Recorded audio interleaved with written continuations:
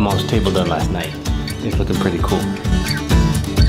I'm so excited to be back here talking to you guys again today. It's just mind-numbingly awesome, this feeling of whoa that I've got going on here.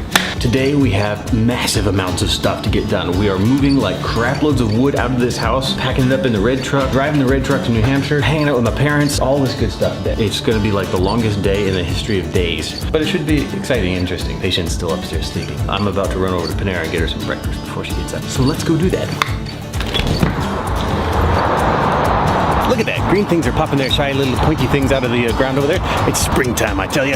It's exciting. Look at this. Oh, sunshine. Maybe I had a little bit too much caffeine this morning.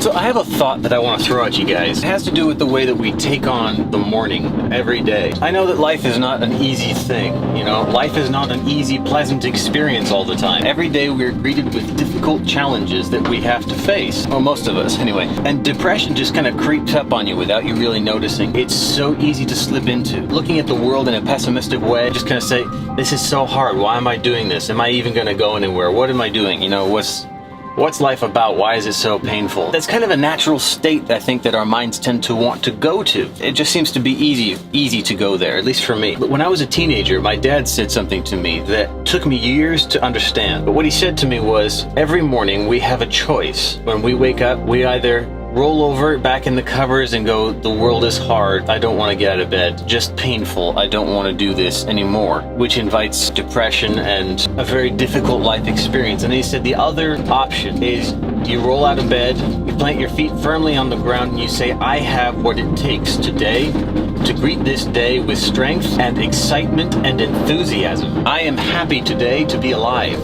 I didn't get this for years. I didn't understand what he meant, because when I tried to do something like that, it would kind of feel a bit false to me. It would feel not real, like I was faking it, you know, faking putting on a smile. I tried to learn from this because my father is a master of this. My father is a master of being an excited, enthusiastic person. So I tried to learn, and it took me years to understand, and reading many books and listening to many intelligent people to understand that it's not something you can just change like that. It's something that you have to develop. You have to learn it. Enthusiasm and excitement are habits, not necessarily something that just come naturally to you every day, you know? Or at least not to me. I think this has a profound, deep effect on the kind of experience that we have throughout our lives. I've learned to do this. I'm not always perfect, you know, I don't always get it, but more often than not now, I can greet a day with enthusiasm for that day. Whether I got 8 hours of sleep last night or 2, which I got last night, I got 2. And I don't work well on little sleep. I'm highly caffeinated right now, so it's helping me a little bit, but tasty drink plug. Let's go ahead and get Patient some breakfast, huh?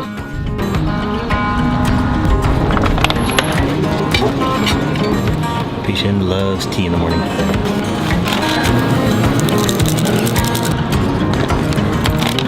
Okay, got breakfast, heading back. I will so be the hero of the day. So yeah, I think the key for me to learning how to be an excited and enthusiastic person on a daily basis, at least most days, was trying, just working on it. Even when it didn't feel right, it didn't feel natural.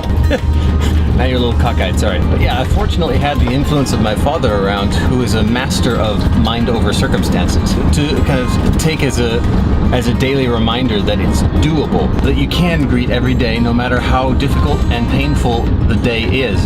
You can greet it with a power of attitude. It took me years to learn how to do that, and I'm still working on it every day, of course. I think in all of our lives there comes a point when we have a question of whether we're going to allow ourselves to be overwhelmed by the circumstances of life, or whether we're going to take them on and face the challenges with all of the character that we have at our disposal. Just some early morning over-caffeinated thoughts. I may have a completely different outlook on life later tonight when everything has happened and I'm incredibly tired.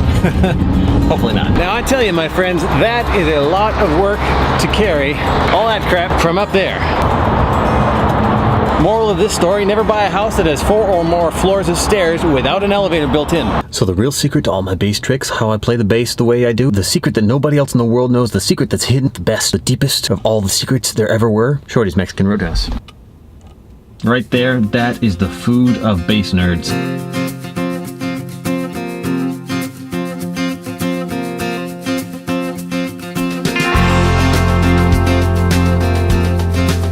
Well, we just finished dropping off tons and tons of crap at Big Bear. Probably can't see it off there in the woods. Right, there it is. Now it's time to get back on the road to Medford and possibly New York tonight. I'm not really sure if I'm gonna make that far. It's about 8 o'clock now, so. Okay, my friends, it is 11:48 p.m. Switched over from red truck to little big van. Packed up some stuff to take with me down to New York. This is going to be a late night again. Seems that most nights I don't get more than about 2 or 3 hours of sleep. I wonder where that is. Huh. Anyway, chat at you guys down the road a bit on the way to New York. 2,000 years later.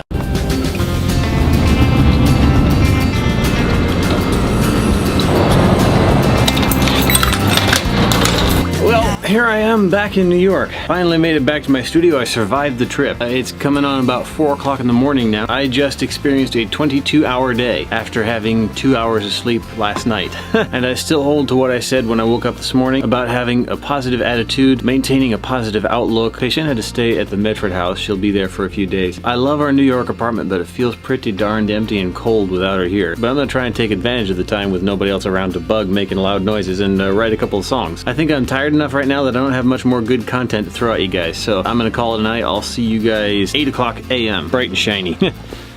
See ya.